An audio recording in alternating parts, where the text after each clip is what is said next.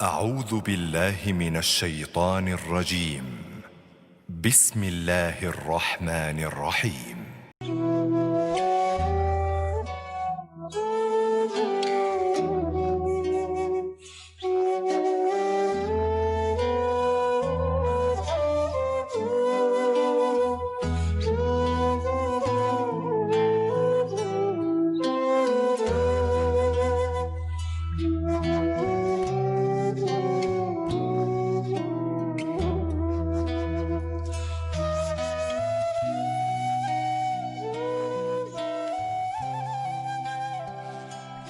Bismillahirrahmanirrahim. Assalamualaikum warahmatullahi wabarakatuh. Waalaikumsalam warahmatullahi wabarakatuh. Alhamdulillahirabbil alamin alladzi khalaqal mauta wal hayata liyabluwakum ayyukum ahsanu amala wa huwal azizul ghafur. Asyhadu an la ilaha illallah wa asyhadu anna Muhammadar Rasulullah. Allahumma shalli ala sayyidina Muhammad wa ala ali sayyidina Muhammad. Alhamdulillah, puji serta syukur kita panjatkan kepada Allah Subhanahu wa taala atas segala limpahan nikmat dan karunia yang sampai dengan saat ini tidak pernah berhenti terus kita rasakan, terutama kenikmatan yang paling besar yang ada dalam hidup kita, yaitu kenikmatan iman dan Islam. Tidak lupa kenikmatan yang besar juga kita rasakan sampai dengan saat ini, yaitu nikmat sehat. Semoga Allah Subhanahu wa taala senantiasa terus memberikan kepada kita kesehatan, kekuatan, kemampuan untuk terus menjaga dan meningkatkan keimanan dan ketakwaan kita, dan juga Allah jauhkan kita dari segala macam ujian, bala, terutama di saat kondisi wabah yang saat ini memang masih belum membaik. Semoga Allah Subhanahu wa taala menjaga kita semua dan segera mengangkat wabah ini, memberikan pertolongan kepada semua sehingga kita dapat beraktivitas kembali seperti biasanya. Amin ya rabbal alamin. Salawat serta salam semoga senantiasa dicurahkan kepada junjungan kita semua Nabi besar Muhammad sallallahu alaihi wasallam, juga tidak lupa pada seluruh keluarganya, para sahabat, tabi'in, juga pada para ulama guru kita semua sampai pada seluruh pengikutnya. Mudah-mudahan kita semua partisipan yang bergabung, keluarga besar Fakultas Kedokteran Universitas Padjadjaran, keluarga besar alumni Fakultas Kedokteran Universitas Padjadjaran, dan juga jamaah Masjid Asyifa Fakultas Kedokteran Universitas Padjadjaran. Semoga Allah golongkan kita semua menjadi umat yang istiqomah dalam menjalankan setiap sunnahnya. Amin ya rabbal alamin. Alhamdulillahirabbil alamin. Pertama-tama kami mengucapkan terima kasih sebesar-besarnya jazakallahu khairan katsiran kepada guru kita semua, Al-Ustaz Dr. Amiruddin MSc, yang telah untuk kesekian kalinya alhamdulillah berkenan hadir bersama kita. Hatur nuhun pisan Ustaz, sekali lagi jazakallahu khairan katsiran di tengah kesibukan beliau. Alhamdulillah saya juga termasuk suka mengikuti Ustaz setiap ba'da subuh ya Ustaz ya. Ya Allah, Ustaz istiqomah sekali terus berdakwah, dan juga tadi siang, tadi pagi ya masih juga beraktivitas dakwah di media sosial, Zoom, Majelis Percikan Iman, dan juga siang beliau mengisi live acara di TV One, dan sekarang dilanjutkan di Masjid Asyifa Universitas Padjadjaran. Kami ucapkan terima kasih Ustaz, semoga menjadi amal kebaikan di hadapan Allah Subhanahu wa taala, dan untuk kita semoga menjadi ilmu yang bermanfaat. Amin ya rabbal alamin. Baik, terkait dengan tema yang akan kita bahas pada malam hari ini, insyaallah tema yang cukup menarik, yaitu ibadah dan kepedulian sosial. Jadi bagaimana ibadah yang benar yang Islam ajarkan kepada kita, karena banyak sekali memang tidak seimbang, dan banyak sekali ibadah yang kita laksanakan tidak memberikan implikasi yang positif pada kehidupan sehari-hari kita, dan juga tidak memberikan respon terhadap persoalan-persoalan yang sosial nyata di sekitar kita semua. Dan nanti insya Allah akan diberikan paparan oleh Ustaz Aham bagaimana sih sebetulnya ibadah kita yang sebenarnya, bagaimana dalam ukuran hablum minallah dan hablum minannas kita, baik itu dalam lingkungan pekerjaan kita, di dunia pendidikan maupun dalam lingkungan masyarakat. Bagaimana kita akan istiqomah menjaga ibadah kita tidak hanya baik secara vertikal tapi juga secara horizontal. Baik, kita buka kegiatan pada malam hari ini dengan kita niatkan ikhlas untuk memohon ridho Allah Subhanahu wa taala melalui thalabul ilmi. Kita fokus, kita simak apa yang disampaikan oleh guru kita Ustaz Amiruddin, dan juga kami menghimbau siapa siapkan juga buku catatan, siapkan juga mushafnya Quran, karena nanti mungkin akan disampaikan beberapa ayat-ayat sebagai panduan, akan lebih mudah bagi kita untuk langsung membaca dan memegang baik itu di handphone maupun di mushaf Al-Quran yang ada terjemahnya. Baik, kita buka kegiatan pada malam hari ini dengan mengucap basmalah bersama-sama. Bismillahirrahmanirrahim. Baik, kita langsung saja kepada Al-Ustadz Amiruddin, kami persilahkan. Terima kasih. Assalamualaikum warahmatullahi wabarakatuh. Bismillahirrahmanirrahim. Alhamdulillahirabbil alamin. La ilaha illallah wahdahu la syarikalah, lahul mulku wa lahul hamdu wa huwa ala kulli syai'in qadir. Asyhadu an la ilaha illallah wa asyhadu anna Muhammadan abduhu wa rasuluh. Allahumma shalli ala Muhammad wa ala ali Muhammad kama shallaita ala Ibrahim wa ala ali Ibrahim fil alamin innaka Hamidum Majid. Yang saya hormati jamaah Masjid Asy-Syifa, para guru besar yang saya hormati, Bapak Ibu dokter yang saya hormati, alhamdulillah dengan izin Allah Subhanahu wa taala, malam ini kita dipertemukan, dan yang mempertemukan kita dua. Satu niat, yang kedua teknologi. Jasad kita berjauhan, tapi dengan niat dan teknologi kita bisa bertemu sekalipun jasad kita tidak di satu tempat. Tapi teknologi yang mempertemukan kita. Tapi teknologi saja tidak cukup, harus ada niat. Nah, niat dan teknologi inilah yang mempertemukan kita dalam satu majelis disebut dengan majelis ilmu. Tadi temanya sudah disebutkan, saya ingin sedikit dulu membahas tentang kalau kita berbicara tentang ibadah, ya, tadi kan ibadah. Kalau kita bicara ibadah, nah, ibadah ini intinya ada di aksi, ya, amal. Nah, amal ini ada 3. 1, amal ibadah. Yang kedua, amal soleh. Yang ketiga, amal jariyah. Jadi intinya itu di sini, Ibu Bapak. Wa ma khalaqtul jinna wal insa illa liya'budun. Tiada kami ciptakan jin dan manusia kecuali untuk beribadah. Maksudnya kita harus punya aksi. Aksi ini yang kemudian suka disebut dengan amal. Nah, secara garis besar, amal itu ada 3. Amal ibadah. Kalau amal ibadah itu pengabdian, aksi, ya, yang kita niatkan untuk dapat cinta dan ridho Allah, di mana teknik pelaksanaannya sudah diatur.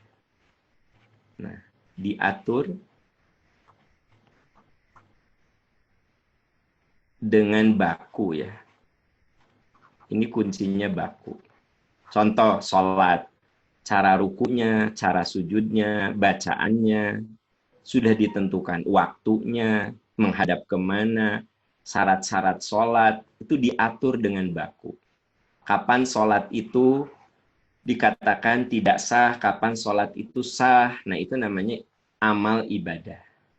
Nah, biasanya orang kalau bicara amal, ya, bicara ibadah, itu selalu konotasinya itu ibadah yang khosoh ini.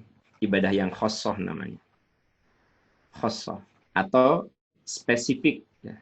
Spesifik.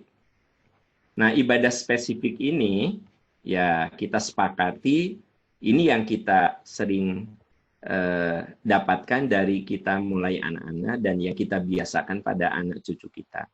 Kita menyuruh mereka berwudu, sholat, tepat waktu, puasa. Nah, itu Bapak Ibu yang saya hormati, yang saya cintai, ini yang disebut dengan amal ibadah. Jadi hal yang terpenting dalam amal ibadah itu diatur dengan baku. Itu sebabnya hadis kaitannya dengan amal ibadah itu selalu berprinsip Taraktu fikum amroin. Aku tinggalkan kepada kalian 2 warisan.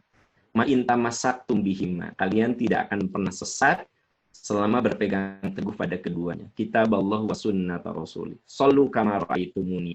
Salatlah kalian sebagaimana kalian melihat aku salat. Khudu anni manasikakum. Laksanakan ibadah haji umrohmu seperti yang aku ajarkan. Nah, ini namanya amal ibadah. Ya. Namanya amal ibadah. Yang kedua, amal soleh.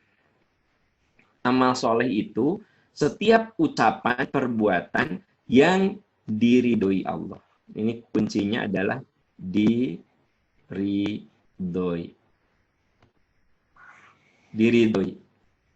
Tidak baku, pokoknya apapun yang diridhoi Allah itu namanya amal soleh. Apapun. Kita mengajar itu amal soleh. Ya. Mencari nafkah, amal soleh. Yang penting Allah Subhanahu wa ta'ala ridho. Ini kata kuncinya. Yang penting ridho. Setiap ucapan, perbuatan yang dicintai dan diridhoi Allah, itu namanya amal soleh. Berarti seluruh aktivitas kita, selama itu diridhoi Allah, itu namanya amal soleh. Amal juga, ibadah juga. Nah, jadi biasanya orang kalau bicara ibadah itu yang khusus. Nah, kalau amal soleh itu ya apapun aktivitas kita, bahkan senyum saja, ramah saja. Tabassumu kali akhi kasodaqah. Keramahanmu itu adalah sedekah. Itu tersenyum ya, apalagi hal-hal lain. Nah, kalau amal soleh itu tidak baku. Pokoknya apapun asal diridhoi Allah sudah. Gitu. Kalau amal ibadah kan ada aturan-aturan baku.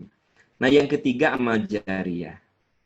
Nah, amal jariyah ini amal yang saya sebut amal yang abadi sebenarnya. Kenapa? Karena amal dikatakan amal abadi, walaupun kitanya sudah wafat, kita sudah wafat. Dia terus ya produktif. Jadi ada juga yang menyebut amal jariyah itu adalah amal yang produktif. Kenapa? Ya kalau kita sudah wafat, kita membagi ilmu kepada orang lain, lalu ilmu itu diterapkan, menjadikan maslahat, kitanya sudah wafat, kan amalnya ngalir terus. Kalau kita sebut saja mengeluarkan sebagian dari rezeki kita untuk kepentingan sosial, ya, sehingga itu bisa dinikmati oleh banyak orang, apakah untuk masjid, untuk madrasah, untuk perpustakaan, untuk laboratorium, dari rezeki kita, nah itu namanya amal jariyah. Nah, Bapak Ibu, sahabat-sahabat tercinta, kalau kita bicara ibadah, ya, jadi kalau kita bicara ibadah, sesungguhnya, kalau kita bicara ibadah, sesungguhnya ibadah itu bicara amal. Maka kalau kita bicara amal, wilayahnya ada 3. Nah, sementara ini seringkali kita terpaku hanya ada di sini sebenarnya. Sehingga kalau kita ini mengukur kesolehan itu hanya dilihat dari sholatnya gimana, puasanya gimana, umrohnya gimana, hajinya gimana. Jadi ini menjadi seolah-olah indikator kesolehan. Ya, padahal ini hanya salah satu indikator. Masih ada hal lainnya. Rajin duha, tapi tidak disiplin dalam bekerja. Kan ada juga kasus seperti itu. Ya, dia tidak disiplin, datang seenaknya, gitu kan. Kemudian target-target perusahaan dia tidak capai, target-target di universitas tidak dia capai. Tapi sebenarnya secara personal, dia itu orang yang rajin tahajud, rajin saum Senin Kamis, kan gitu. Nah, berarti dia kuat di amal ibadah, tapi lemah di amal soleh. Nah, Bapak Ibu yang saya cintai, maka seorang Muslim itu wajib memiliki 3 ini. Amal ibadah kuat, amal solehnya juga kuat, amal jariyahnya juga hebat. Sebenarnya Bapak Ibu yang jadi dosen, yang jadi guru, yang jadi konsultan, konsulen, itu sebenarnya oleh Allah diberi diberi apa ya, diberi karunia sebenarnya. Terbayang tidak kalau Bapak Ibu dosen kita mengajar kepada mahasiswa kita sampai dia bisa bermanfaat untuk masyarakat. Di situ ada sepercik ilmu kita. Nah, ini kan jariah. Makanya kita dalam mengajar itu harus semangat, ikhlas, tulus, penuh pengabdian, khidmah. Nah, supaya apa? Supaya kalau kita sudah wafat, ya ilmunya jadi pahalanya jadi produktif. Bapak Ibu, sahabat-sahabat sekalian, ini kalau saya katakan wilayah dalam ibadah. Nah, sejujurnya saya tidak akan bicara terlalu banyak tentang hal yang sudah biasa kita lakukan. Tapi tetap saja saya harus menyinggung ya, karena kalau temanya adalah seperti ini ya, kalau temanya seperti ini, ibadah dan kepedulian sosial. Jadi kalau temanya ibadah dan kepedulian sosial, maka tentu saja kita harus bicara juga tentang kesalehan sosial itu sendiri. Walaupun nanti yang akan saya tekankan sebenarnya bukan sisi itu yang saya tekankan nanti. Karena kalau yang ini, yang ini Ibu Bapak sekalian, maaf.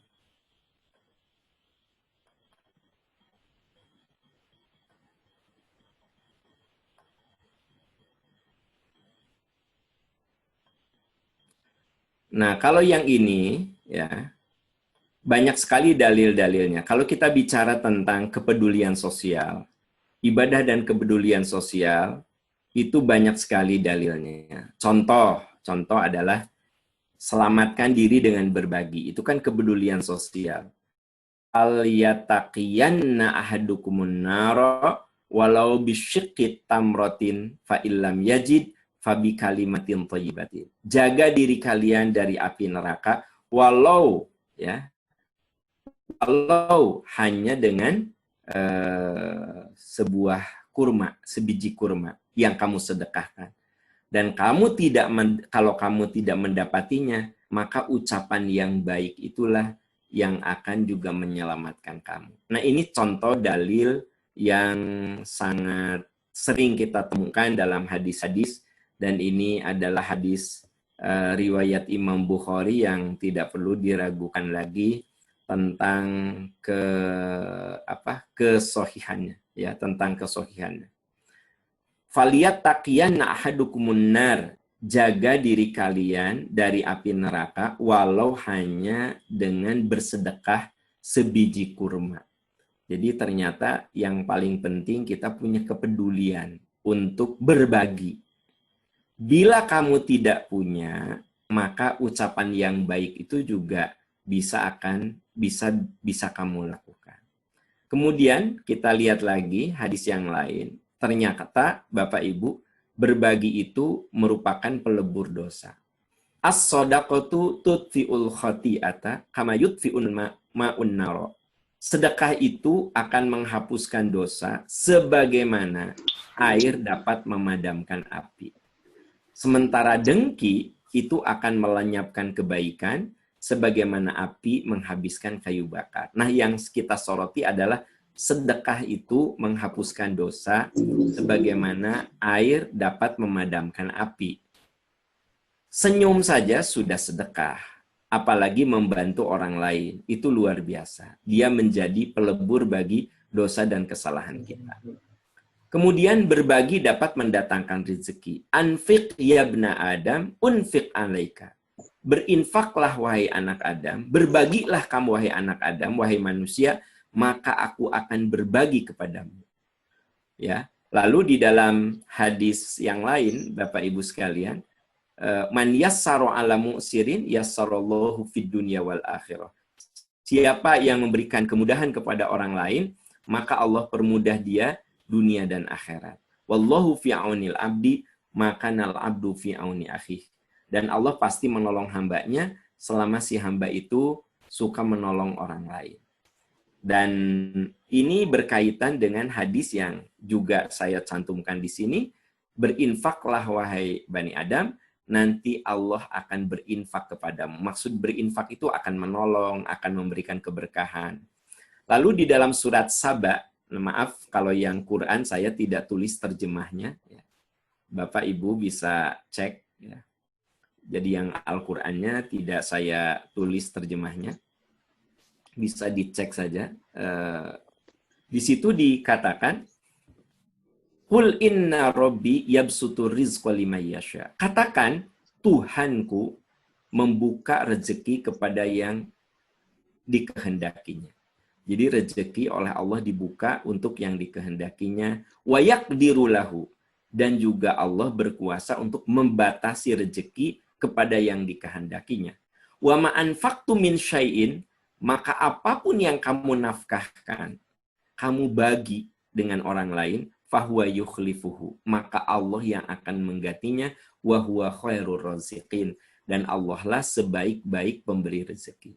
Berbagi dapat mendatangkan rezeki. Jadi ketika kita berbagi, sesungguhnya rezeki kita tidak berkurang, harta kita tidak berkurang, ilmu kita tidak berkurang, tenaga kita tidak berkurang. Justru di sini dikatakan wa ma anfaqtum min syai'in fahuwa yukhlifuhu. Apapun yang kamu keluarkan untuk sebuah kebaikan, kamu berbagi dengan orang lain, fahuwa yukhlifuhu. Allah langsung yang akan mengganti. Jadi di sini ada penegasan Allah langsung yang akan mengganti. Kemudian Bapak Ibu, ternyata berbagi juga bisa memperpanjang umur. Ya, sesungguhnya sedekah itu dapat menambah umur. Dapat menghindarkan kematian yang buruk, su'ul khotimah. Allah akan menghilangkan darinya sifat sombong, kefakiran, dan ujub, bangga pada diri sendiri. Ternyata dimulai dari berbagi. Sesungguhnya berbagi itu dapat menambah umur. Yang dimaksud umur di sini, Ibu Bapak, adalah umur amal soleh. Jadi ada orang yang umur biologisnya boleh jadi cuma 30 tahun. Dia pendek umur. Umurnya pendek, 30 tahun. Tapi sejak balik, orang ini sudah soleh. Maka umur amal solehnya 15 tahun. Dia meninggal di usia 30, tetapi sudah soleh dari mulai balik. Maka dia umur amal solehnya 15 tahun. Ada orang yang meninggal usia 70 tahun. Ini panjang umur, ya. Tapi baru soleh usia 69,5 tahun. 69,5 tahun baru soleh, baru insaf, baru sadar. Berarti sebenarnya umur amal solehnya dia cuma 6 bulan. Nah, kata Nabi, sedekah itu bisa menambah umur kami. Maksudnya umur amal soleh. Bukan umur biologis yang sudah Allah tetapkan. Karena kalau yang itu benar-benar Allah kasih. Allah berikan. Kalau yang itu. Tugas kita itu adalah ikhtiar panjang umur. Dengan menjaga kesehatan, itu disuruh kita panjang umur dengan menjaga kesehatan. Al-mu'minul qawiyyu khairun wa habbu ilallah minal mu'minid dhaif. Mukmin yang kuat, yang sehat, lebih Allah suka daripada mukmin yang sakit-sakitan. Berarti kita disuruh untuk berjuang menjaga kesehatan tubuh kita supaya panjang umur, gitu. Tapi tetap pada akhirnya umur itu sudah Allah tentukan. Namun ada umur yang ada di wilayah kita, yaitu umur amal soleh. Kata Nabi, sedekah itu dapat menambah umur, dapat menghindarkan kematian yang buruk, su'ul khotimah. Jadi orang yang senang berbagi ilmu, berbagi harta, berbagi pemikiran, berbagi pengalaman. Jadi orang itu senang berbagi, maka Allah akan jauhkan orang itu dari su'ul khotimah, dari ending yang buruk. Dan Allah akan hilangkan dari orang itu sifat kesombongan, kefakiran, dan bangga pada diri sendiri. Terus kita harus sepakati bahwa berbagi itu tentu saja harus dari harta yang halal. Kata Nabi SAW, "Man tasaddaqa bi adli tamrin min kasbin thayyibin wa la yaqbalullahu illa thayyiba wa innallaha yataqabbaluha biyaminihi." Barang siapa yang bersedekah dengan sebutir kurma hasil usahanya yang halal. Jadi memang dalam Islam itu tidak ada istilah berbuat baik seperti Robin Hood, mencuri untuk dibagikan kepada orang miskin. Tetap saja itu sesuatu yang salah. Yang namanya berbagi itu harus dari harta yang halal, dan Allah akan menerima dengan kemuliaannya, dan Allah tidak menerima kecuali dari yang halal saja. Ini yang hadis ini yang menjadi jawaban saya untuk pertanyaan Pak Aam, bagaimana orang haji hasil korupsi. Ya, kalau menurut hadis ini tidak diterima hajinya. Pak Aam, bagaimana kalau umroh hasil korupsi? Ya, bukan kata saya hadis ini. Dan Allah tidak menerima kecuali yang halal saja. Jadi kalau orang berbuat amal, ya, misalnya dia bangun masjid,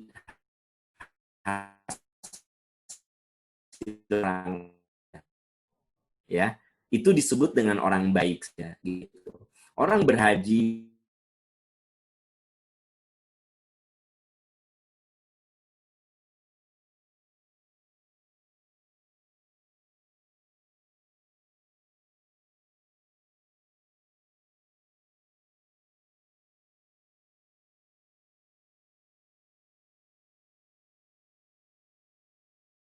Allah itu akan menerima dengan kemuliaannya kapan? Man tasaddaqa bi adlin, orang yang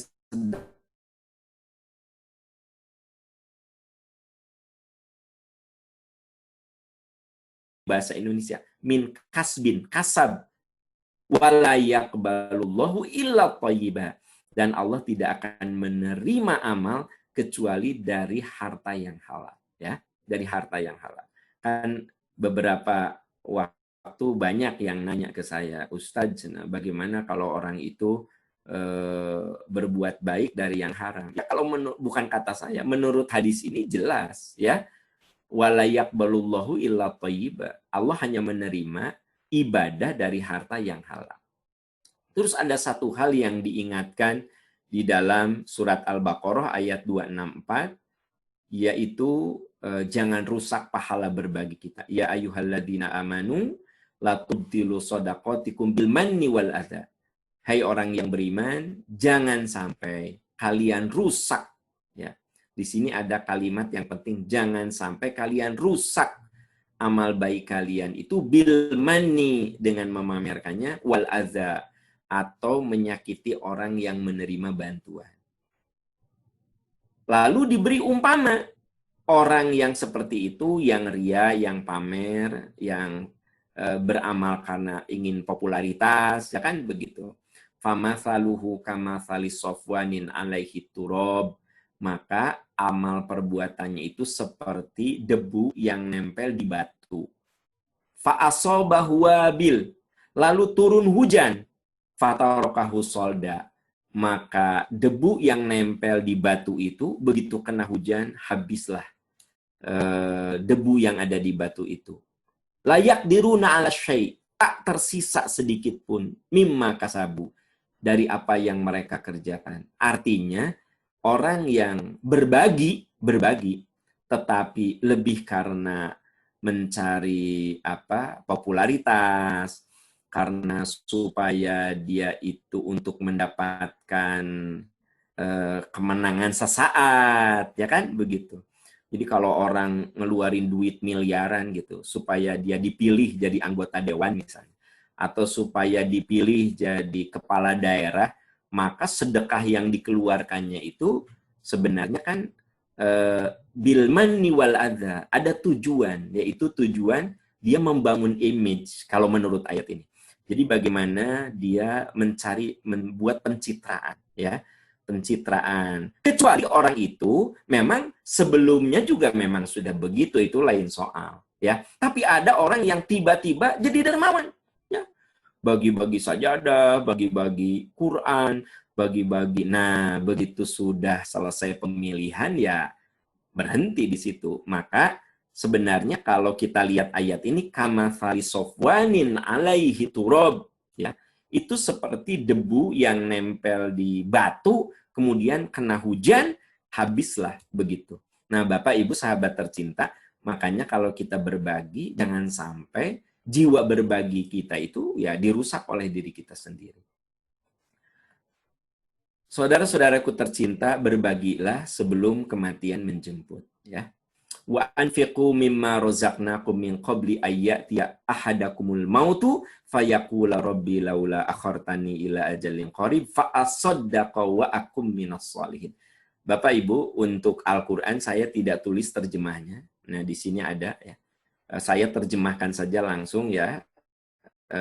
Karena kalau terjemahnya ditulis jadi habis halamannya. Wa anfiqu, nafkahkan mimma razaqnakum, dari sebagian apa yang Allah titipkan kepadamu, keluarkan dari apa yang Allah titipkan kepadamu, min qabli ayyatiya ahadakumul maut, sebelum kematian menjemput kalian. Jangan sampai kamu sekalian itu baru berteriak, Rabbi laula akhartani ila ajalin qarib. Tuhan, tangguhkan kematianku sesaat saja, fa asaddaqa wa akum minas shalihin. Sekarang saya mau bersedekah dan mau beramal soleh.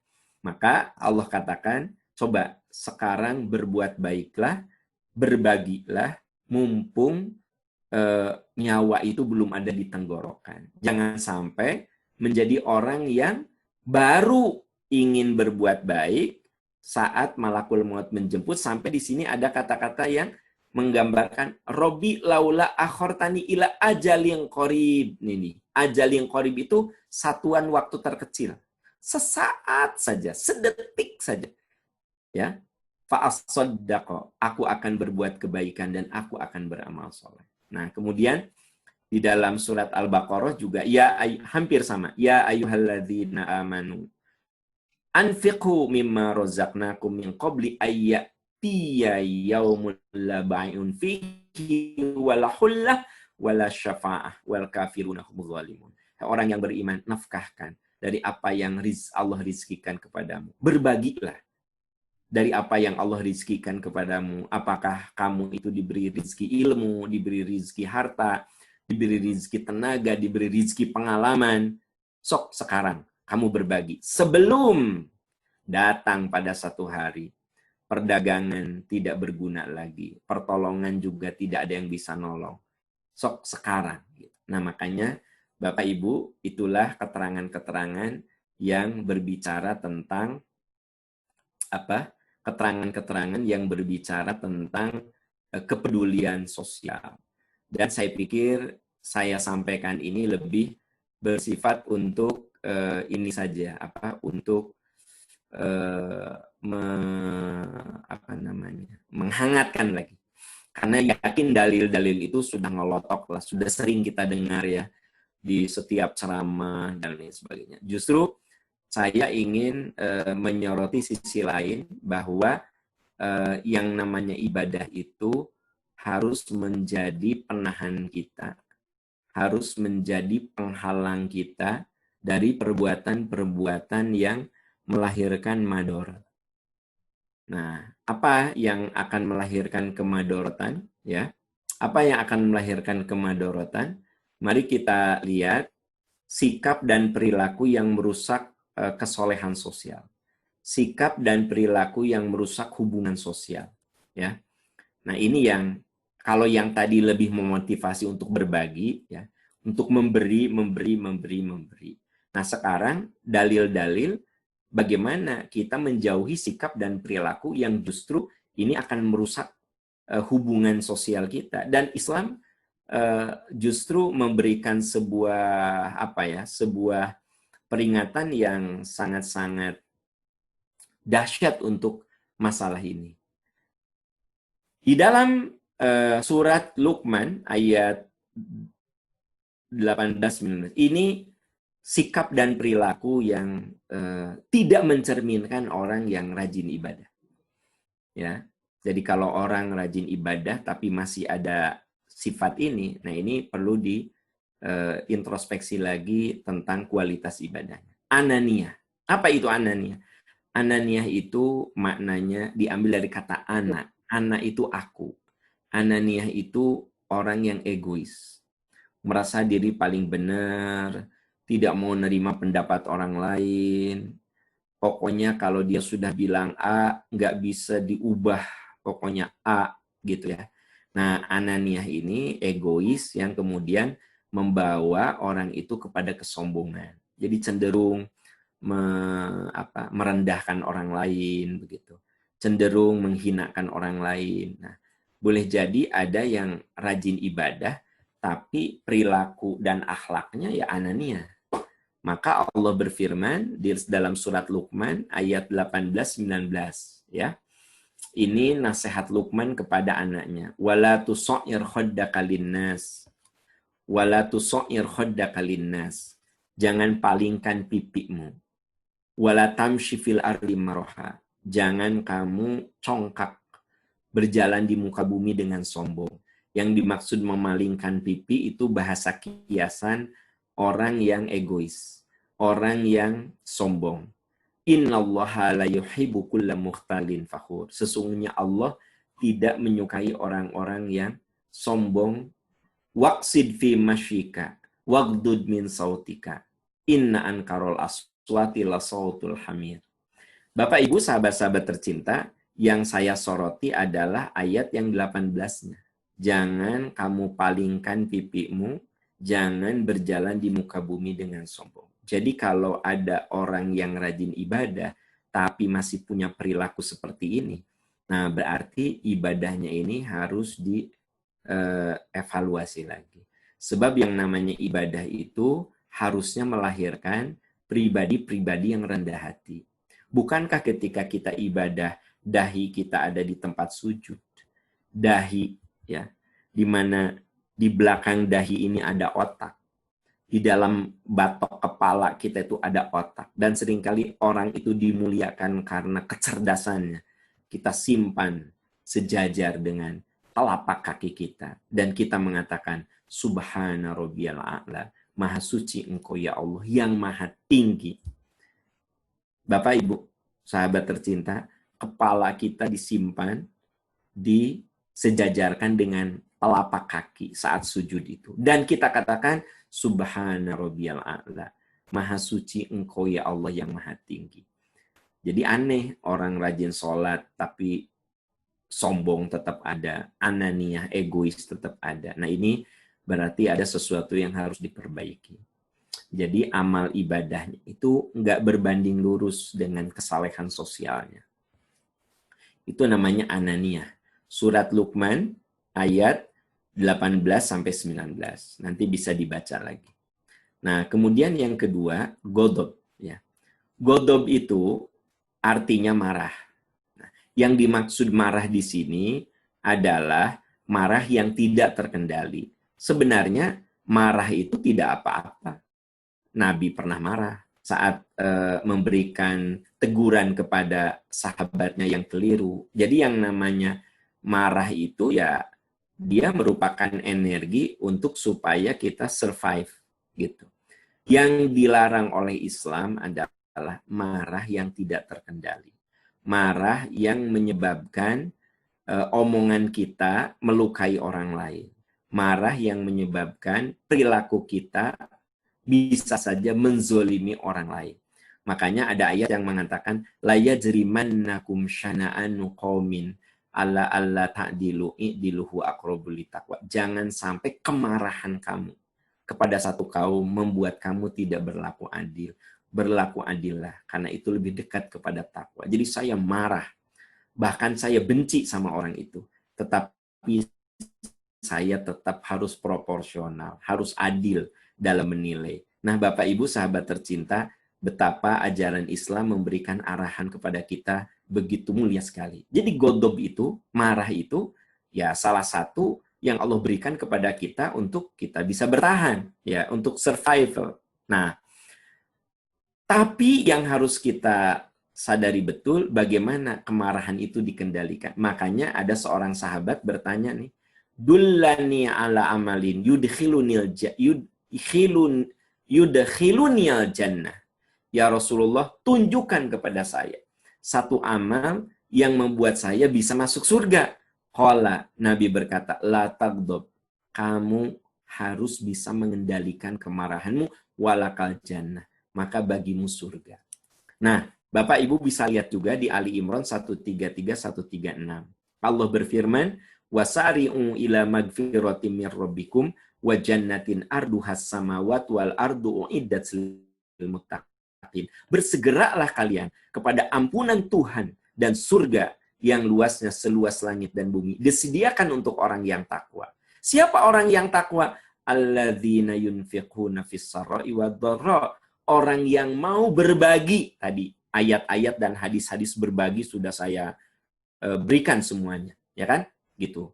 Nah, itu lebih bersifat peringatan saja. Ternyata orang yang mau berbagi, baik di saat susah, di saat senang, wal kadhiminal ghaidh, dan orang yang bisa mengendalikan kemarahannya. Bukan menghilangkan kemarahan. Al kadhiminal ghaidh. Bapak Ibu nih, kadhim, al-ghaidh itu kemarahan, al-kadhim itu artinya mengelola, memanage. Wal afina anin nas, dan orang-orang yang punya jiwa maaf. Wallahu yuhibbul muhsinin. Allah menyukai orang-orang yang berbuat kebaikan. Jadi orang yang berbuat kebaikan itu disukai Allah. Siapa mereka? Mereka yang mau berbagi dengan pikirannya, dengan ilmunya, dengan tenaganya, dengan keahliannya, baik di saat lapang ataupun sempit. Terus mereka yang bisa mengendalikan kemarahannya, memanage kemarahannya, menempatkan kemarahan secara proporsional, dan memiliki jiwa maaf. Allah menyukai orang-orang seperti itu. Nah, ini kita bicara tentang hubungan ibadah dengan masalah kesolehan sosial, Bapak Ibu yang saya cintai. Godog itu perilaku, sikap yang membawa kita pada kemadorotan. Nah, kalau kita tidak bisa memanagenya dengan bagus. Yang ketiga, hasad atau dengki. Coba perhatikan, ini surat An-Nisa. Ya. Dengki adalah SMS. Senang melihat orang lain susah. Ya. Atau susah melihat orang lain senang. Orang yang dengki itu kadang-kadang susah memberikan apresiasi. Untuk sekedar mengucapkan selamat. Untuk sekedar, ya kalau di medsos itu mau ngasih like saja rasanya berat gitu ya. Sekedar cuma pijit like gitu ya. Ketika ada temennya dia piknik ke Tangkuban Perahu, kemudian di upload di IG, komennya gini, wah Tangkuban Perahu ini diasupkan karena IG. Nah itu sebenarnya maaf, itu teh ada unsur kedengkian. Apa susahnya sih kita kasih like, kita kasih komen, alhamdulillah, ini seneng ya, berkah, bareng sama keluarga, piknik, gitu. Apa sih susahnya, gitu kan? Sekedar untuk mengapresiasi. Begitu teman anak kita di wisuda, Kang Wilujeng ya, mudah-mudahan putranya soleh, soleha, berkah. Nah, untuk mengungkapkan gitu, teh susah, gitu. Nah, bahkan ada istilah, kuliah di universitas abal-abal saja nih, sampai diupload di IG tah wisuda na kuliah nanti sugante di mana eta geuningan universitas abal-abal. Nah itu tuh sifat dengki, teman-teman sekalian. Coba lihat ayatnya, wala tatamannau. Nah, lihat di surat An-Nisa ya. Jadi saya mohon maaf sekali lagi bahwa untuk ayat-ayat saya tidak tulis terjemahnya ya. Bapak Ibu nanti lihat aja di Quran masing-masing. Wala tatamannau ma faddalallahu bihi ba'dakum ala ba'din. Kamu jangan dengki. Kamu jangan iri atas karunia yang Allah berikan kepada sebagian kamu. Jadi memang Allah lebihkan satu orang dengan yang lainnya. Ada yang diberi kelebihan kecerdasannya, diberi kelebihan dalam kemampuan berbisnisnya, diberi kelebihan dari kemampuan motoriknya. Setiap orang diberi kelebihan. Wala tatamannau, kamu jangan dengki, kamu jangan iri atas karunia yang Allah berikan kepada sebagian kamu. Lirijali nasibu mimma tasabu. Laki-laki punya bagian dari usahanya. Walin nisa'i nasibum mimma kasabnya. Perempuan juga punya bagian dari usahanya. Ini coba perhatikan, laki-laki ada bagian bagi atas apa yang mereka usahakan. Perempuan ada bagian atas apa yang mereka usahakan. Maksudnya apa? Tugas kita mah mau laki mau perempuan ikhtiar. Jadi yang penting ikhtiar. Kita berikhtiar, tapi hasilnya tak sebagus teman kita yang saya jualan nasi goreng, teman saya jualan nasi goreng. Saya ikhtiar, dia juga ikhtiar. Ternyata teman saya kok lebih laku. Nah, kamu jangan dengki dengan bagian yang Allah tetapkan pada orang lain. Walaupun sama-sama ikhtiar, sama-sama. Saya jualan nasi goreng, dia juga jualan nasi goreng. Ya, nah, boleh jadi ada ikhtiar yang tidak saya ketahui sehingga dia lebih laku daripada saya begitu. Tapi saya tidak boleh dengki. Wala tatamannau ma faddalallahu bihi ba'dakum 'ala ba'din. Innallaha kana bikulli syai'in alima. Bikulli syai'in alima. Allah itu Maha tahu atas segala sesuatu. Di sini ada kalimat penting, was'alullaha min fadlihi. Mintalah karunia Allah. Jadi teman-teman sekalian, ayat ini mengatakan kamu jangan ada kedengkian atas karunia yang Allah berikan kepada sebagian kamu. Yang penting kamu ikhtiar, was'alullaha min fadlih. Kamu ikhtiar dan kamu minta karunia-Nya. Jadi wilayah kita itu Bapak Ibu ikhtiar dan minta karunia Allah. Ketika orang lain diberi kelebihan, kebaikan, kita katakan, saya senang dia mendapatkan kebaikan. Dia mendapatkan karunia dari Allah Subhanahu wa taala. Gitu, ya. Nah, ini yang ketiga. Jadi, Bapak Ibu, saya lagi cerita hubungan ibadah dengan kesalehan sosial ya. Ternyata ibadah itu harus membuat kita menjadi orang yang jauh dari sifat anania. Jauh dari sikap dan perilaku dengki ya.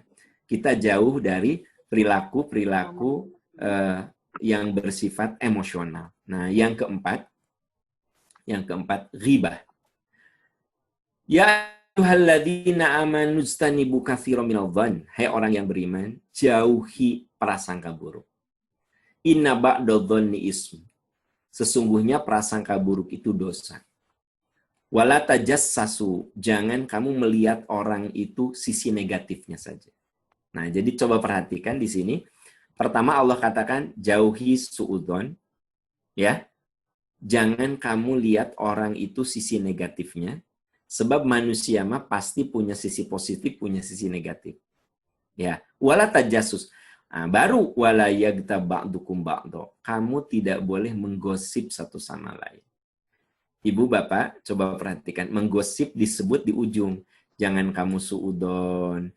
Jangan kamu lihat orang lain itu sisi buruknya, sisi negatifnya, sisi kurangnya. Jangan kamu gibah. Jadi biasanya gibah itu, gosip itu muncul karena kita suudzon, karena kita melihat orang lain itu sisi negatifnya saja.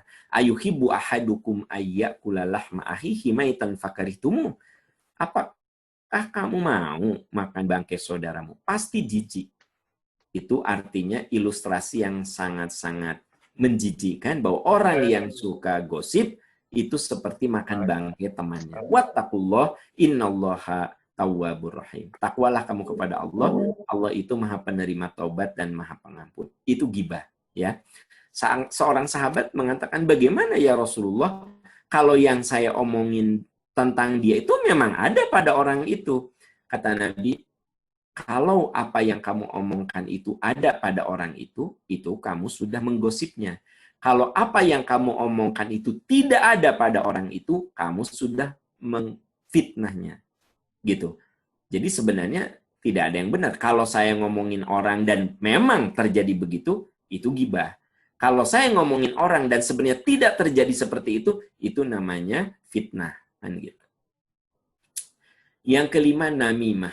Nah, ini ada dijelaskan dalam surat Al-Qalam. Wala tuti' kulla hallafim mahin. Jangan kamu contoh, jangan kamu ikuti orang yang gampang bersumpah. Orang yang mahin, suka menghina. Hamaz, suka mencela. Masya'im binamim, menyebar fitnah, mengadu domba. Nah, Bapak Ibu, jadi kalau ada orang yang tahajud rajin, saum Senin Kamis rajin, tapi gawena teh mencela, menghina, kadang menebar fitnah yang membuat adu domba. Nah, ini perlu dipertanyakan. Jadi tahajudnya itu apa gitu? Saum Senin Kamisnya apa? Ya. Nah, berarti dia tidak masuk ke substansi ibadah. Padahal yang namanya ibadah itu salah satu cara untuk mengasah kolbu, membersihkan kolbu. Nah, sementara ini ibadahnya rajin, saum Senin Kamisnya rajin, umroh tiap tahun, ya kan? Begitu. Tapi aneh, dalam kehidupan sosialnya apa? Mahin, seringkali menghina, hamaz, mencela, masya'im binamim. Nah, masya'im binamim itu menyebar fitnah sehingga terjadi adu domba. Nah, Allah mengatakan wala tuti, kamu jangan ikuti, kamu jangan contoh, kamu jangan teladani orang yang seperti itu. Nah, ini namimah, ya. Nah, kemudian yang keenam toma. Toma itu artinya rakus. Rakus. Rakus itu bisa menyebabkan kita berbuat zolim pada orang lain. Rakus itu. Hak-hak orang lain itu diambil karena kerakusan kita. Dan orang yang rakus itu adalah orang yang menjadikan hawa nafsu sebagai Tuhannya. Coba perhatikan di sini. Surat Al-Jasiyah. Aro'aita afaro'aita manittakhadha ilahahu hawahu. Tidakkah kamu perhatikan orang yang menjadikan hawa nafsunya sebagai Tuhan? Jadi menjadikan hawa nafsu sebagai Tuhan itu maksudnya apa? Dia ikuti keburukan-keburukan itu, dia ikuti. Rasa apa? Tidak pernah kenyang, diikuti, maka Allah biarkan dia dalam kesesatan. Wa khatama ala sam'ihi wa qalbihi wa ja'ala ala basarihi ghishawah. Orang kalau udah dibiarkan dalam kesesatan, maka tertutuplah pendengaran hati dan pandangannya. Fama yahdihi min ba'dillah. Siapa yang bisa memberikan hidayah selain Allah? Afala tadzakarun? Tidakkah kamu berpikir? Tidakkah kamu merenung? Nah, Bapak Ibu, jadi kalau orang katanya rajin ibadah tapi tamaknya luar biasa, ya. Nah, dia halalkan segala cara untuk sesuatu yang diinginkannya. Nah, seorang beriman itu kan dia harus punya cita-cita mulia, ya. Tapi jangan menghalalkan segala cara. Kan dalam Islam itu yang namanya azam. Jadi seorang yang berazam tuh dia yang menggantungkan cita-citanya setinggi mungkin. Jadi orang beriman itu cita-citanya harus tinggi. Tapi bukan tomak, ya. Cita-cita setinggi mungkin, lalu tapaki cita-cita itu dengan kerja keras. Itu sebabnya ketika kita bicara surga, Nabi mengatakan, idza sa'altumul jannata fas'alul firdausa fa innaha halal jannah. Kalau kamu minta surga, minta firdaus. Itu surga tertinggi. Berarti kan gantungkan cita-cita kita setinggi langit, kita ingin dapat surga firdaus. Gitu. Jadi ternyata Islam mengajari kita untuk selalu punya cita-cita bagus. Gantungkan cita-cita kita setinggi langit. Tapi cita-cita itu dengan ikhtiar yang sungguh-sungguh dan bingkai dengan doa. Nah, itu yang Islam namanya azam. Nah, yang diharamkan itu toma. Kalau itu rakus, ya. Rakus. Dia punya keinginan, tapi yang penting dapat dan dia halalkan segala cara. Nah, ini tentu saja akan merusak sendi-sendi hubungan sosial. Dia bisa naik tapi menginjak kepala orang lain, ya. Naiknya itu dia menginjak kepala orang lain. Suksesnya itu karena menzolimi orang lain. Itu toma. Kalau azam, dia sukses karena memang kerja kerasnya, perjuangannya, doanya. Nah, tak ada satupun kepala yang dia injak, tak ada satupun yang dia zolimi. Ya, dia sampai ke puncak tanpa menzolimi orang lain. Nah, itu azam. Kalau toma, ini yang menghalalkan segala cara. Tabzir itu artinya boros, ya. Boros waktu, boros harta. Wa atidzal qurba haqqahu wal miskin. Berikan dari hartamu itu kepada kerabat, kepada miskin, wabnis sabil, dan kepada orang-orang yang habis bekal dalam perjalanan. Siapa mereka yang habis bekal dalam perjalanan? Untuk konteks sekarang, anak-anak mahasiswa yang di sini jauh dari orang tuanya sudah tidak bisa memberikan bekal lagi, maka kita santuni mereka. Itu namanya Ibnu Sabil. Ya, makanya kemarin ada lembaga zakat yang nanya ke saya, Ustadz, sekarang kan banyak juga mahasiswa yang orang tuanya kena musibah pandemi sekarang ini, usahanya bangkrut. Boleh nggak kami mengeluarkan dari uang zakat untuk hidup mereka di sini, misalnya untuk kuliah, untuk membiayai kuliahnya? Boleh nggak? Boleh. Itu namanya Ibnu Sabil yang kayak begitu. Boleh. Nah, wala tubadzir tabdziro, dan jangan kamu hidup boros. Innal mubadzirina kanu ikhwana syayatin. Hidup boros itu termasuk temannya setan. Wa kana syaitonu li rabbihi kafuro, dan setan itu sangat kufur kepada Tuhannya. Nah, Bapak Ibu yang saya cintai, maka ketika kita mengeluarkan harta untuk sebuah kebaikan, itu tidak disebut sebagai boros. Nah, lihat ayatnya. Berikan hartamu kepada kerabat, kepada miskin, kepada Ibnu Sabil. Silakan. Jadi ketika orang itu banyak berbagi, tidak disebut boros. Namanya dermawan. Tapi orang yang menggunakan hartanya itu bukan untuk sebuah kemaslahatan, hanya having fun saja, untuk menyenangkan dirinya sendiri, ya kan gitu, maka itu kategorinya tabdzir, ya. Oke, dan yang terakhir ria, ya. Ria itu yang tadi sudah juga disinggung, jangan sampai kebaikan kita ini dirusak dengan jiwa pamer kita. Bapak Ibu, sahabat-sahabat tercinta, nah itu yang bisa saya sampaikan kaitan dengan masalah ibadah dan kehidupan sosial. Jadi saya bahas dua sisi. Satu, semangat berbagi. Yang kedua, sisi di mana jangan sampai ada sikap dan perilaku kita katanya ahli ibadah, tapi tadi ada namimah, ada ghibah, ada anania, ada bla bla bla, ada 8 poin itu. Ya. Nah, berarti kan ada sesuatu yang harus diperbaiki. Dan sekali lagi saya katakan seringkali kita ngukur soleh itu hanya dari segi ibadah mahdoh gitu. Padahal ibadah mahdoh itu hanya satu bagian dari hal-hal itu. Bapak Ibu, itu saja sesuai yang dijadwalkan 1 jam saya diberi kesempatan menyampaikan materi. Ya. Alhamdulillah. 28 menit saya sudah menyampaikan materi dan semuanya sudah tersampaikan oleh saya. Terima kasih. Untuk sementara itu, ya, mangga Bapak moderator mungkin diatur diskusi kita. Baik, Ustadz. Alhamdulillahirrahmanirrahim. Jazakallah khairan. Maaf dipotong Pak moderator. Jadi yang saya harapkan tentu saja bukan pertanyaan tapi pengayaan dulu ya. Baik. Pengayaan Bapak Ibu silahkan tambahkan apa yang sekiranya perlu ditambahkan ya. Jadi saya tidak menantang bertanya, meminta silahkan untuk diberi pengayaan ya, diberi tambahan, dikritisi bagian-bagian tertentu begitu.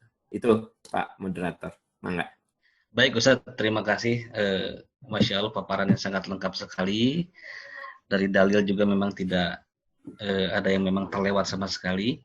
Ini juga memang ada 3 pertanyaan. Hanya saja memang ini pertanyaan yang memang sempat juga ditanyakan di sebelum-sebelumnya kepada Ustadz Aab dan juga pada pemateri-pemateri yang lain. Tapi mohon maaf izin sebelumnya Ustadz, ini qadarullah ya dari tema yang Ustadz sampaikan. Mungkin Allah Subhanahu wa Ta'ala yang mengatur. Saya boleh bercerita sedikit Ustadz ya. Ini kejadian yang saya alami kemarin sore. Kemarin sore di jalan raya itu ada seorang ibu yang kecelakaan dan tertabrak. Saat itu tangannya patah dan alhamdulillah saya antar dan saya bantu. Memang tidak ke rumah sakit tetapi ke apa namanya itu alternatif yang memang biasa dipijit. Dan yang ingin saya garis bawahi di sini terkait tema yang tadi Ustaz sampaikan, ini saya merasa harus menyampaikan di sini, tadinya tidak akan saya sampaikan. Karena setelah saya tiba di rumahnya, saya antar ke rumahnya, ternyata memang sangat kekurangan sekali. Keluarga itu memiliki 3 anak dan mereka mengontrak di rumah yang sangat kecil sekali. Dan yang Masya Allahnya, ternyata anak pertamanya itu adalah seorang mahasiswi yang alhamdulillah diterima di Poltekkes Kesehatan, dan dia itu adalah seorang mahasiswi farmasi, dan kantornya alhamdulillah dekat kantor kita ternyata di Jalan Aikman, itu Poltekkes Kesehatan khusus farmasi. Dan si orang tuanya cerita kepada saya bahwa untuk masuk ke apa namanya fakultas tersebut sampai menjual rumah, dan mereka pun sangat tidak yakin bahwa akan cukup atau tidak dengan biaya yang saat ini terus harus dikeluarkan. Dan 1 semester di atas 5 juta katanya. Dan saat ini pun mereka sedang kesusahan dan sepertinya harus dibantu. Dan yang membuat saya tersentuh, yang pertama selain karena lokasi sekolahnya dekat dengan Fakultas Kedokteran, ketika saya nama anaknya saya tanya, namanya ternyata Ashifa. Masya Allah, itu saya sangat-sangat, jadi sepertinya harus saya sampaikan, namanya Ashifa Nur Fauzi Agustiani, sama dengan nama masjid kami. Alhamdulillah. Jadi ya sekalian saya sampaikan di sini, mungkin kepada para agnia juga di sini mungkin yang ingin mengamalkan apa yang disampaikan oleh Ustaz Am tadi barusan. Ini kejadiannya saya alami, posisi rumah mahasiswanya itu di daerah Cipati di Kabupaten Bandung, dan diantar oleh ayahnya, antar jemput pakai motor. Mereka sangat kekurangan sekali. Saat ini ibunya tidak, profesinya berjualan gorengan dan sekarang tidak bisa jualan, dan ayahnya hanya serabutan kerja di pabrik begitu. Dan untuk sekali lagi masuk pendaftaran dan biaya semester itu menggunakan sampai menjual rumahnya karena ayahnya sangat berharap putrinya bisa lulus. Dan ternyata setelah saya coba lihat-lihat juga ternyata mahasiswanya cukup cerdas dan banyak membantu teman-temannya. Itu saja mungkin sebagai bayangan dari saya. Semoga menjadi mungkin bisa menjadi jalan bagi siapa yang mungkin akan berkenan untuk membantunya. Silakan boleh menghubungi kami. Di sini juga saya sudah punya nama lengkapnya, Ashifa Nur Fauzi Agustiani. Nomor mahasiswanya P17335119039. Entah kenapa tadi saya pengen mencatat saja gitu, saya pengen. Ternyata judul pada kajiannya juga memang sudah ditetapkan dari sebulan yang lalu, qadarullah bertepatan sekali. Semoga di sini ada juga yang bisa membantu, alhamdulillah. Itu saja mungkin Ustadz saya menyampaikan itu. Nanti bagi yang akan membantu beliau, silakan saja bisa langsung ke kampusnya atau bisa menghubungi kami karena kampusnya tepat sekali bersebelahan dengan kantor kita di Fakultas Kedokteran Jalan Ikman. Nah, itu saja untuk pertanyaannya. Ini saya lihat pertanyaannya juga ini yang sering dipertanyakan di kajian-kajian sebelumnya. Ini boleh saya pilih ya, momennya.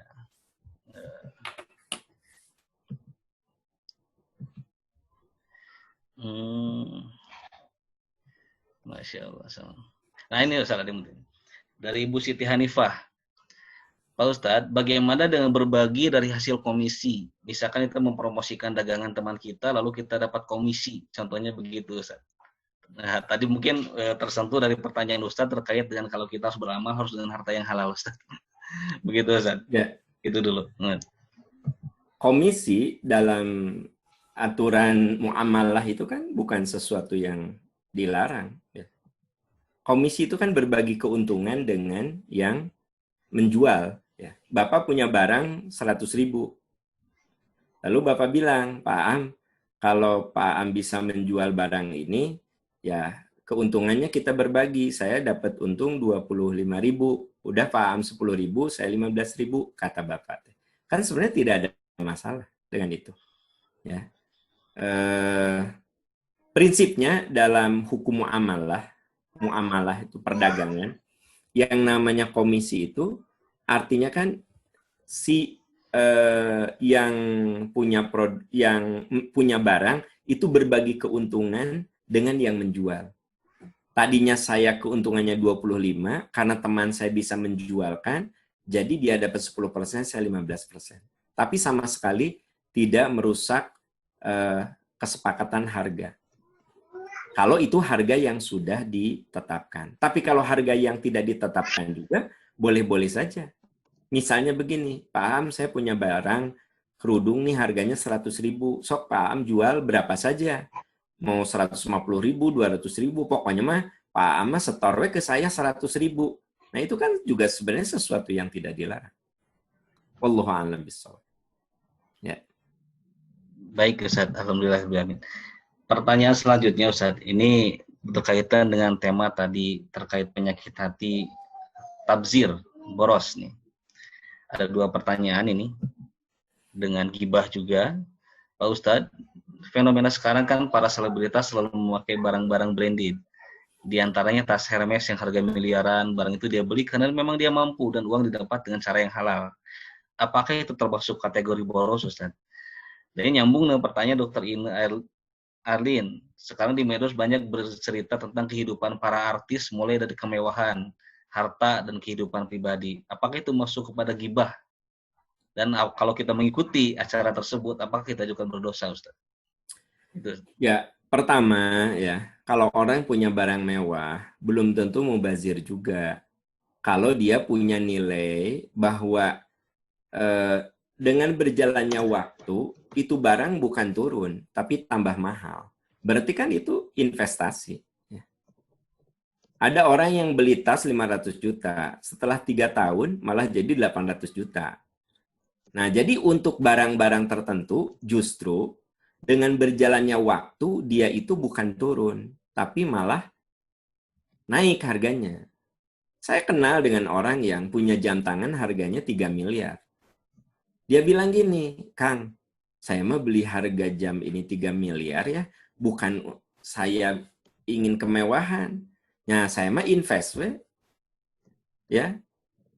Tunggu 2 tahun. Saya bisa dapat untung 700 sampai 800 juta, Kang. Dia bilang gitu. Ya, saya kan tidak mengerti di dunia kehidupan yang glamor seperti itu, ternyata orang itu punya jam tangan miliaran, punya tas miliaran, ada unsur dia ya invest di situ. Kalau niatnya invest, ya tidak ada masalah. Kan itu bagian dari sistem pasar. Ya, saya beli jam tangan 100 juta, setelah 3 tahun jadi 300 juta. Halal tidak? Ya halal-halal saja. Karena itu merupakan jam yang eksklusif, hanya orang tertentu yang suka misalnya. Nah, jadi pertama kita jangan suudzon dulu. Jadi orang beli barang-barang yang miliaran, boleh jadi itu bukan sekedar hidup dalam kemewahan, tapi itu merupakan bagian dari investasi dia. Gitu. Satu ya, supaya kita meluruskan dulu tidak suudzon gitu maksud saya, ya. Nah, kalau ternyata itu hanya sekedar kemewahan semata ya, itu mah kan hak dia ya, begitu. Tapi kita melihatnya dari sisi itu. Nah, kemudian yang mungkin harus kita kita waspadai adalah sifat pamernya. Bukan barang mahalnya, sifat pamernya. Dan jangan salah loh, yang paling membahayakan itu pamer kesolehan. Di medsos tuh, pagi-pagi, alhamdulillah ya Allah, malam ini hamba nikmat sekali tahajud. Pertanyaan saya, apa perlunya gitu? Nikmatnya tahajud ditulis di status WA. Coba. Ya. Alhamdulillah. Memang pakai alhamdulillah. Alhamdulillah ya Allah. Bulan ini khotam Quran 2 kali. Terima kasih ya Allah atas pertolongan Engkau kami bisa begini, hamba bisa begini. Pertanyaannya apa perlu dia khotam sebulan 2 kali terus ditulis di di status WA-nya, di Facebook-nya. Apa perlu? Nah, justru teman-teman yang harus diwaspadai itu pamer dengan kesolehan gitu ya. Nah, pamer dengan kesolehan. Kalau orang misalnya pamer harta kan itu mah saya katakan nawaitu dia ya, Nawa itu dia apa? Ya jangan-jangan kita teh mau jualan, kan gitu. Dia memamerkan tasnya, nanti ditanya, mau dijual nggak kakak, kan gitu. Ada juga trik supaya jualan gitu, Pak. Ya, misalnya dia pamerkan jam tangannya. Itu tuh ada yang nanya, DM, kakak mau dijual nggak? Ya. Padahal aslinya tuh dia jualan, bukan pameran gitu. Oke, jadi intinya adalah innamal a'malu binniyat. Nah, sekarang bagaimana dengan mengikuti acara-acara yang bersifat gosip? Ada dua. Ada yang memang gosip. Kalau itu gosip, berarti kita sudah berkontribusi dalam dosa. Tapi kalau mendengar klarifikasi, kan gini, di acara yang membahas tentang artis itu begini. Emang si artisnya cerita, saya lagi punya hubungan dengan ini. Saya jual rumah, tapi saya ketipu, Anda nonton. Dosa enggak? Ya enggak lah. Kenapa? Dia cerita. Ada yang nawar rumahnya sekian miliar, tapi ternyata dia nipu saya. Mana sisi gosipnya? Enggak ada. Itu namanya berita, tetapi berita yang sebenarnya lebih berita pribadi, kan begitu. Nah, yang gosip itu, yang harus diwaspadai adalah ketika pemirsa katanya si Fulan ini sekarang rumah tangganya lagi bermasalah. Kemarin, hati-hati, itu sudah gosip. Nah, tapi kemudian ada ya setelah gitu tuh klarifikasi. Alhamdulillah kami baik-baik saja. Kemarin kami tidak bertemu ya karena suami saya sedang tugas di luar kota begini-begini. Apakah itu gosip? Ya bukan gosip, itu orangnya yang mengklarifikasi. Tapi memang dari setiap acara gosip tuh ada yang memang benar gosipnya. Tapi ada juga yang bukan gosip, itu mah berita, ya. Berita yang mungkin bagi teman-teman di sini, para akademisi, para ilmuwan mah berita-berita cetek yang sebenarnya tidak perlu kita dengar, kan gitu. Wasting time, kan, kita buang waktu kalau cuma sekedar cerita tentang si ini punya mobil baru, si ini punya rumah baru, ya kan gitu. Si ini apa sih maksudnya, ngapain sih kita ngabisin waktu untuk yang begitu gitu. Saya yakinlah level teman-teman di sini yang para ilmuwan mah ya nista lah harus nonton. Maksudnya nggak level gitu kudu nonton yang kayak begitu, kan gitu. Nggak level gitu nonton kayak gitu. Apalagi nonton drama Korea, Pika Cerik, nangis, kan gitu. Terus istiqomah gitu kan, konsisten, kan gitu. Ari sekolah PhD, doktor, Ari nonton drakor, kan gitu. Ini nggak nyambung kalau menurut saya. Udah gitu teh berkesinambungan lagi. Berkesinambungan, ya. Paling tidak kan 16 episode, kan gitu. Gitu. Ya, ada lagi, Kang? Baik Ustadz. Ini ada pertanyaan dari Prof. Nanan Skarwana.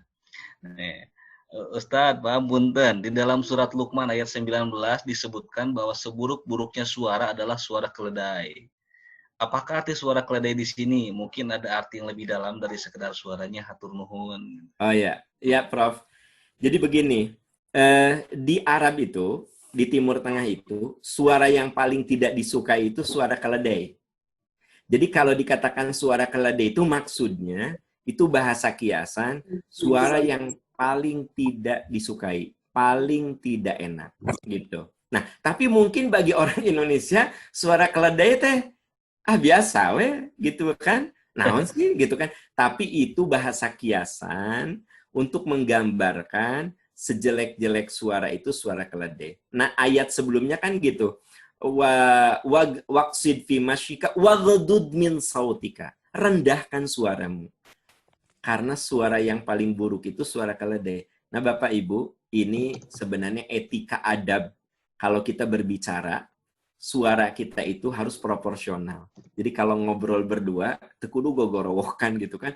Ada di kafe nih ngobrol duaan, wah gitu. Sa kafe teh denger obrolan dia, wah orang teh kan gini. Nah itu diumpamakan seperti suara keledai. Jadi artinya kita kalau bicara suara itu sesuai yang dibutuhkan. Ya kalau Bapak Ibu lagi ngajar, ya kan gitu. Ya suaranya kudu lantang. Ya supaya terdengar oleh oleh Yang banyak tadi, mahasiswa. Tapi yang kalau foto lagi tadi. ngobrol berdua ya tentu saja WA dia, secukupnya saja. WA nama dia. Berbicara tentang adab berbicara. Bapak Ibu, kalau kita perhatikan sampai ada bicara saja di apa ya, diatur gitu. Ibu, kalau ibu manggil suami di mall, suami ibu di lantai 1, ibu di bawah, nggak usah ayah, ayah. Itu teh secara etika seperti suara keledai. Ibu samperin suami, ayah, ayah, sampai samolnya di lantai 1 ningali ke bawah semuanya, ya kan? Ayah, gitu. Atau ada temen, Ina, Ina, teriak-teriak. Nah, Islam itu mengajari kita mendekat, baru kita memanggilnya. Nah, termasuk juga maaf, tak bermaksud mengajari, ini adik-adik saya yang masih muda-muda, kalau bicara sama anak tuh, anak lagi di lantai 2, ibu di lantai 1, jangan, sholat, sholat. Bukan begitu, samperin anak, sayang, udah sholat belum? Gitu. Ya, sebab nanti kalau nada kita naik, anak kita juga akan menimpalinya dengan keras. Sholat, bentar, atau akan jadi gitu. Gitu. Tapi kalau kita mendekat, nah, jadi mohon izin itu Prof, yang dimaksud dengan suara keledai itu bahasa kiasan. Bahasa kiasan. Hatur nuhun. Baik, alhamdulillah. Apakah ada pertanyaan yang lain barangkali?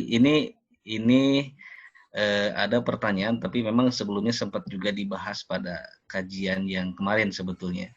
Ini saya bacakan saja Ustaz ya, dari Dr. Siswa Budi. Ustaz, apakah bertobat dari gibah harus mengaku dan meminta maaf kepada orang yang kita gibahi, atau cukup bertobat saja kepada Allah? Ya, oke. Jadi begini, dosa itu ada 2. Ya, dosa yang sifatnya habluminallah dan dosa adami. Adami itu kaitannya dengan orang. Dosa yang kaitannya dengan Allah Subhanahu wa taala, jelas sekali hadisnya mengatakan innallaha yabsutu yadahu bin nahar liyatuba musii'un nahar wa liyatuba musii'ul lail wa yabsutu yadahu bin nahar liyatuba musii'ul lail. Allah buka pintu maafnya pada siang hari supaya orang-orang yang berbuat dosa di malam hari bisa tobat di siang hari. Dan Allah buka pintu maafnya di malam hari supaya orang-orang yang berbuat dosa di siang hari bisa taubat di malam hari. Artinya 24 hours, 24 jam pintu taubat Allah terbuka. Kalau dengan Allah. Makanya kalau dosa kepada Allah itu lebih gampang Bapak Ibu. Kapanpun kita bisa taubat. Tahu nggak? Yang susah itu taubat kepada orang. Jadi begini, saya misalnya ya mencuri pulpen teman saya. Jangan pulpen, HP lah. Saya mencuri HP teman saya. Saya kan nggak bisa begini.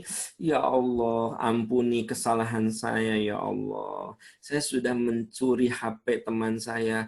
Ampuni, ya Allah. Apa cukup? Nggak begitu. Apa? Saya kudu datang ke Bapak. Pak, saya minta maaf. Bapak kehilangan HP kan? Ini saya ambil, Pak. Saya minta maaf. HP nanti saya kembaliin. Nah, ya, kalau Bapak, kalau saya sudah minta maaf, ya, nah, baru urusan saya selesai. Apalagi saya karena mencuri, saya mengembalikan, urusan saya selesai. Walaupun Bapak tidak memaafkan saya. Karena yang penting saya minta maaf. Dan saya mengembalikan hak. Urusan Anda tidak memaafkan, itu mah hak Anda. Tapi urusan saya sudah selesai. Gitu loh. Ya. Makanya Bapak Ibu, jangan main-main dosa kepada sesama manusia. Kenapa? Karena harus diselesaikan. Punten nih, punten. Ada kejadian, ini nyata. Ustadz ke saya. Sambil berlinang air mata. Saat umroh.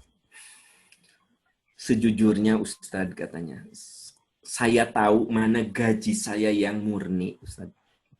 Mana bonus dari itu, saya tahu.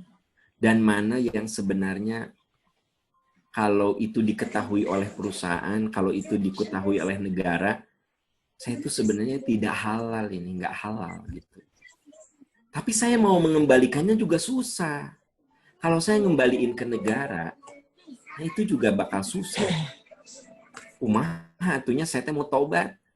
Saya cuma bilang gini, Bapak, kalau itu uang negara, berarti kan itu uang rakyat, ya. Mengembalikannya, kembalikan lagi ke rakyat. Mohon kumahanya, Pak. Mohon kia. Coba, apakah Bapak itu, kan itu uang rakyat nih, kalau Bapak kembalikan ke negara, susah kan gitu. Nah, lalu apa? Udah, Bapak misalnya ada mau bikin posyandu, kantor posyandu, sok bikin dari duit itu. Kantor RW bikin dari duit itu. Apa WC umum di itu Pak upami kanggo sakola cenah di kampung saya. Sok bikin. Kenapa? Anda tidak menikmati, rakyat menikmati. Itu tobat Anda. Ya kan nggak bisa misalnya, ya Allah ampuni saya. Dari duit kayak di tabungan kita gimana sih? Ari uang ada di tabungan kita, uang orang lain, ya.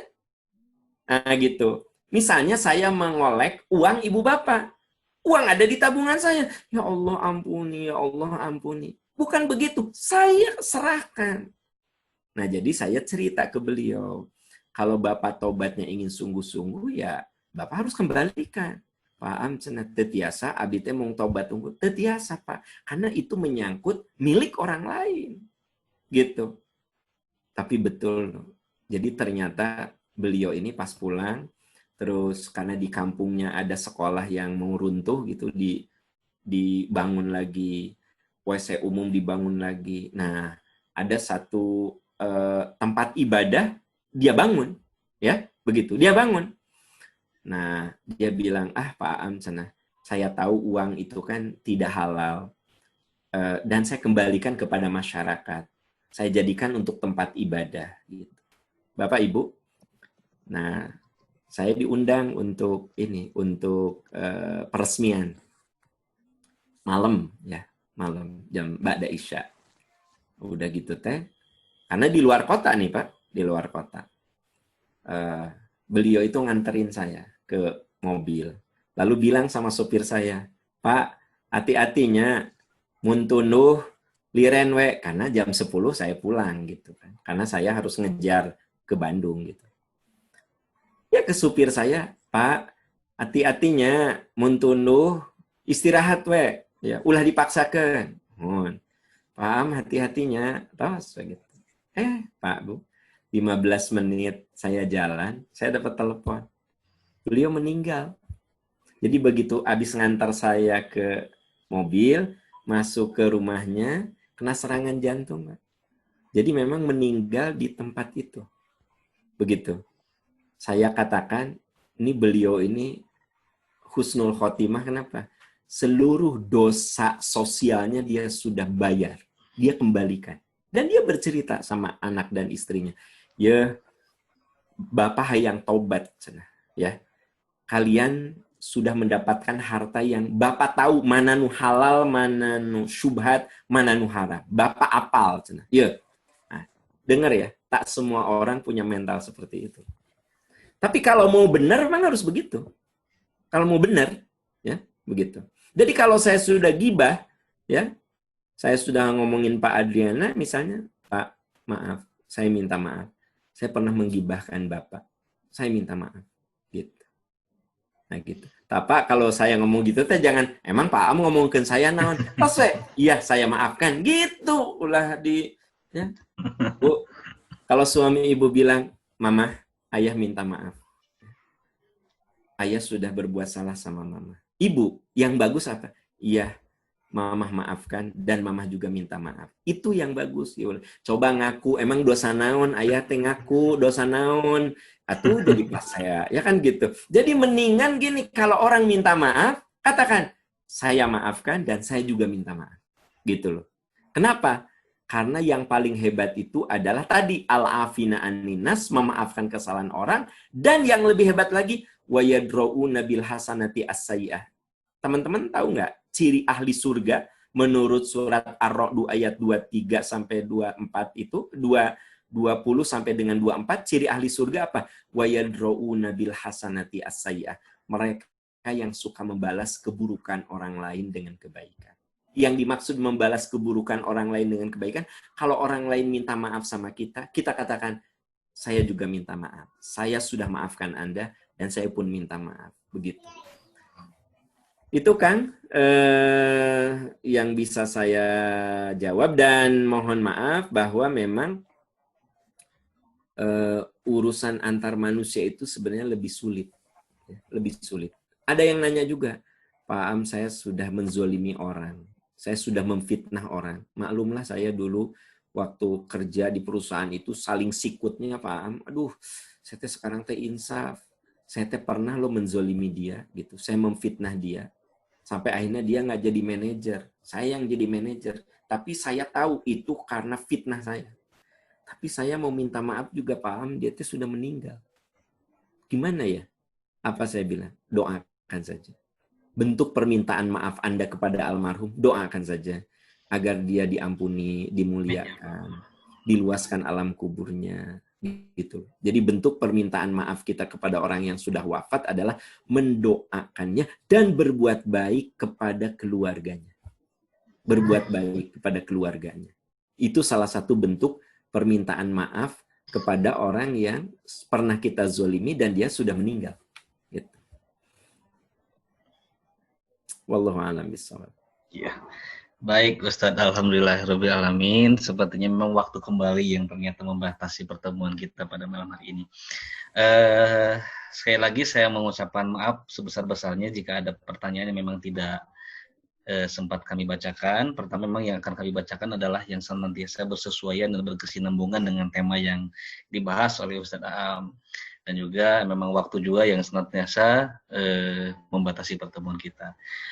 Baik Ustadz, mungkin sebelum kegiatan kita tutup, boleh untuk ditutup dengan doa singkat barangkali Ustadz. Mangga, Ustadz. Ya, Bapak Ibu, sahabat-sahabat tercinta, maafkan saya kalau ada ucapan saya yang tidak proporsional, ada kalimat-kalimat yang tidak pada tempatnya, ada kata yang terlalu berlebihan, saya minta maaf. Khawatir itu meluluh lantahkan kehormatan Ibu Bapak sekalian. Dan semoga pertemuan kita ini menjadi pertemuan yang berkah, yang diridhoi Allah Subhanahu wa taala. Amin ya Allah. Kita akhiri dengan doa, subhanakallahumma wa bihamdika asyhadu an la ilaha illa anta astaghfiruka wa atubu ilaik. Rabbana zalamna anfusana wa illam taghfir lana wa tarhamna lanakunanna minal khasirin. Ya Allah ya Rahman ya Rahim. Amin ya Allah. Segala kehilafan kami, maafkan Amin ya Allah. kami. Bimbing kami dengan cinta-Mu. Amin ya Allah. Sehingga kami merasa nikmat di jalan kebenaran dan kebaikan. Amin ya Allah. Min azwajina wa dzurriyyatina qurrata a'yun. Amin ya Allah. Rabbana atina fid dunya hasanah. Amin ya Allah. Amin ya Allah. Amin ya rabbal alamin. Walhamdulillahirabbil alamin.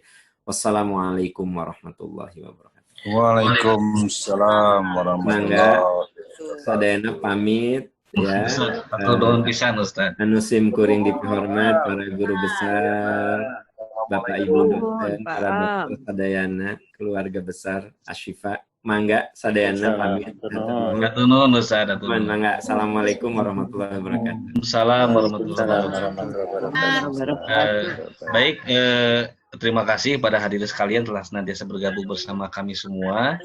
Merupakan informasi, insya Allah pada minggu yang akan datang pada waktu yang sama, insya Allah dilanjutkan kajian dengan kajian Quran, kajian tahsin bersama Ustaz dan Abu Fatan.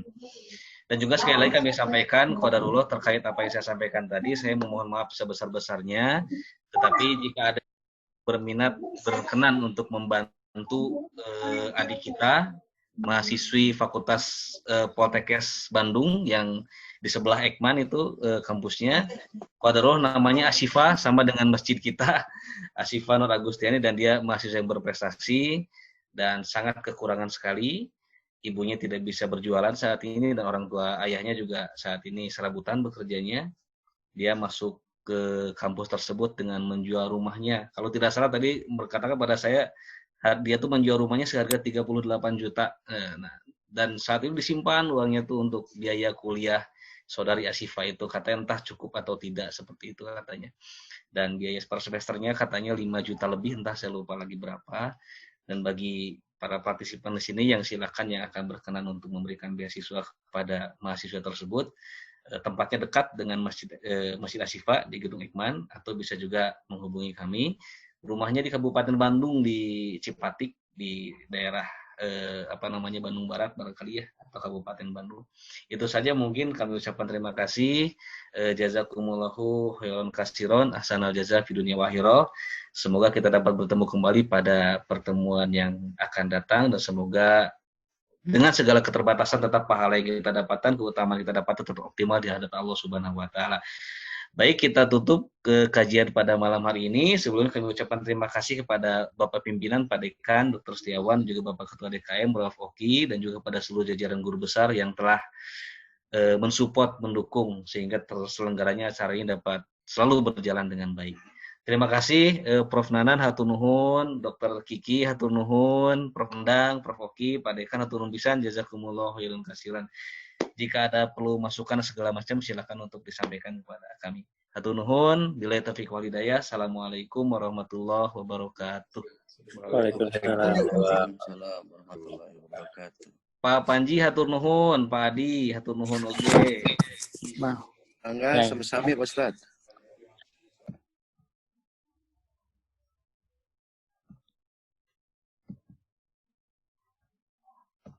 Sami-sami Pak Ustaz. Hatur nuhun Pak Adi.